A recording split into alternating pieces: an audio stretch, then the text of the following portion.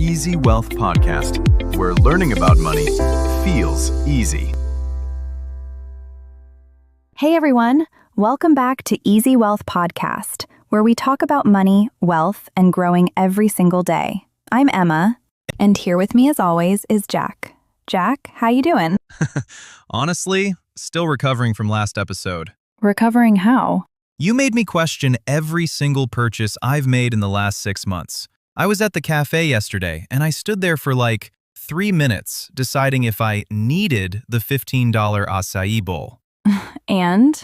I put it back, and then felt weirdly proud of myself. That is genuinely growth. It's also slightly exhausting, but growth. Okay, so today, episode 5, we're doing something a bit different. No new system, no percentages, no accounts. Yes, because before we go any further with the how, I think we need to stop and ask something more important. That is, why? Why are we even doing all of this? The saving, the tracking, the do I really need the $15 acai bowl moments in the cafe? Hey! What is it actually for? Okay, that is a bigger question than I expected for a Tuesday morning. I think most people know money is important, but they've never really asked why in a deep, personal way. Honestly, I never have. I just knew I was supposed to be better with money. I never stopped to ask what it was actually giving me. And without that why, all the how means nothing. You can have the perfect budget, the perfect system, and still feel completely empty about it. Like running without knowing where you're going. So today, we find the destination. Okay, can I go first? Because I have a story. Go. There was a job I stayed in for almost 2 years longer than I should have. How bad was it? Every Sunday night, anxiety, like clockwork, just lying there thinking about Monday morning. That specific Sunday dread. The worst. And the environment was toxic. My manager was difficult. I was genuinely miserable. So why did you stay? Because I was scared.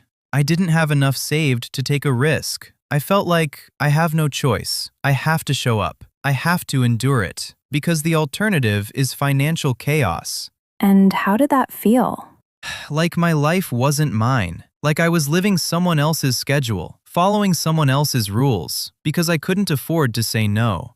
That phrase, couldn't afford to say no. Yeah, that's the most honest way I can describe financial insecurity. You know something is wrong, but you can't do anything about it because you don't have the cushion. I have a version of that too. There was a period where I said yes to everything. Extra projects, weekends, things I hated. Not because I wanted to, but because I had no financial cushion if I pushed back. So you just kept saying yes. Yes. Kept shrinking. Kept giving my time to things that didn't matter. Because saying no felt too dangerous. I think a lot of people listening right now know exactly that feeling. And that is why wealth matters. Not for the number in your account, not for the car, not to impress anyone. It's the freedom to say no. That's it. That's the whole thing. Okay, let's sit with that for a second, because it sounds simple, but it's actually huge. All right. The freedom to say no means you can leave the job making you miserable because you have savings to carry you while you find something better. You can say no to the project that doesn't align with you because you're not on the financial edge. You can say no to the relationship, the obligation, the commitment costing you your peace because your security doesn't depend on it. It's not about money at all. It's about autonomy. And think about the opposite. When you have no cushion, every no feels like a threat. So you say yes to things that drain you, to people who don't respect you. To a life that slowly gets smaller, not because you chose it. Because you felt you had no choice. That's what being a slave to money actually looks like. It's not that you don't have enough, it's that money is making your decisions for you. And here's something I really want to say clearly, because I think people get this wrong. What? We are not saying chase wealth endlessly. Work 80 hours a week, never rest, grind, grind, grind. Because that person is also a slave to money. Just a busier one. Exactly. And I actually know someone like that, my friend Michael. What does he do?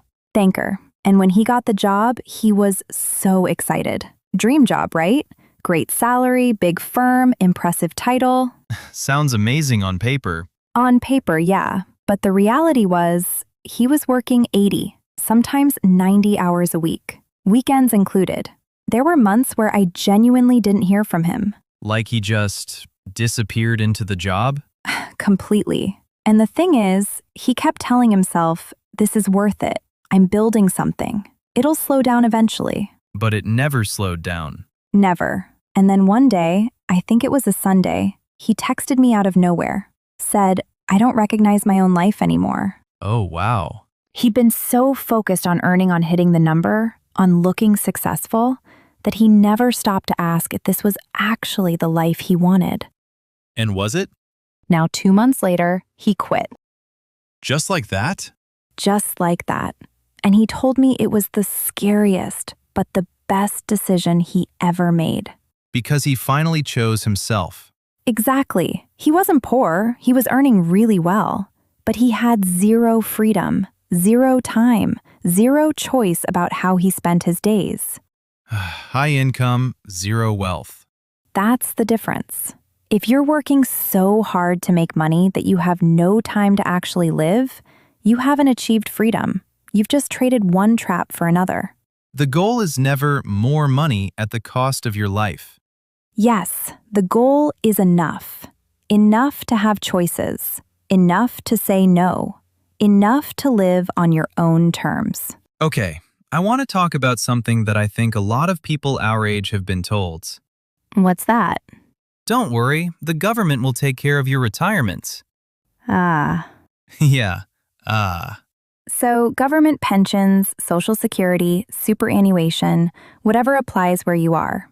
These things are designed to be a floor, not a ceiling.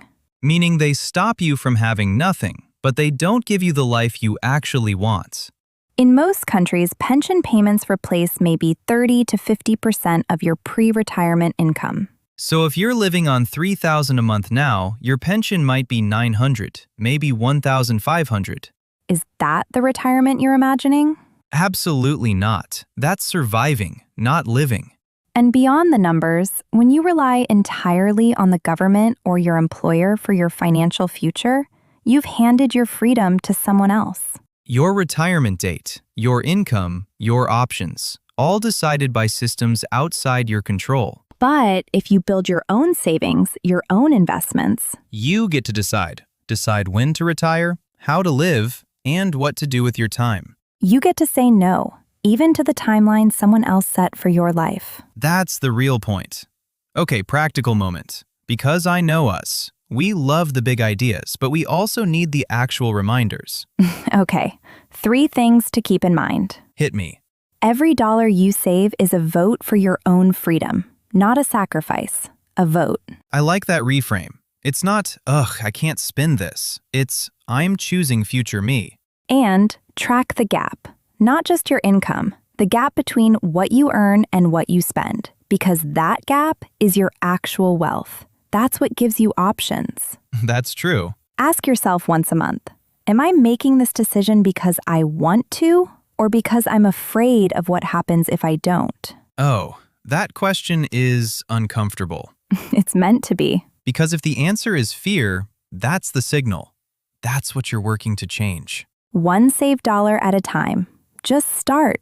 I want to say something to anyone listening who's in a hard situation right now. Maybe you're in a job you hate but feel you can't leave. Maybe you're working hours that are stealing your health. Maybe your life doesn't feel like yours right now. We see you. That feeling is not permanent. It doesn't have to be your forever. Every habit we've talked about in this podcast, every saved dollar, every investment is a step toward the moment you get to say no. It doesn't happen overnight, but it happens, and you're already on the path. 5 episodes in, you're learning. You're asking better questions. That's not nothing. That's everything. The why behind all of it, the reason to save, to invest, to build, is not to become rich. It's to become free. Free to say no to what drains you. Free to say yes to what actually matters. Free to live a life that's genuinely, authentically yours. Okay, one thing to carry from today. Just one. Wealth is not a number. Wealth is the freedom to say no. No to the job slowly breaking you. No to the obligations stealing your time. Yes to the work you actually love. Yes to the time with people who matter. Yes to the risks worth taking. Yes to a life built on your own terms. Every dollar you save is a vote for your freedom. Every investment is a boundary you're building around your own life. And you deserve that. You genuinely do. So keep going, not because you have to. Because you deserve to arrive at a place where you never have to do something just because you couldn't afford to say no. That place is real. And you're already walking toward it. If today moved you, share it. With someone working too hard and forgetting why. With someone who feels trapped. Someone who needs to hear there's another way. And leave us a comment. Tell us your why. What does financial freedom mean to you personally? We read every single one. That's a wrap on today's episode. And remember, you deserve to say no. See you next week, everyone. Bye.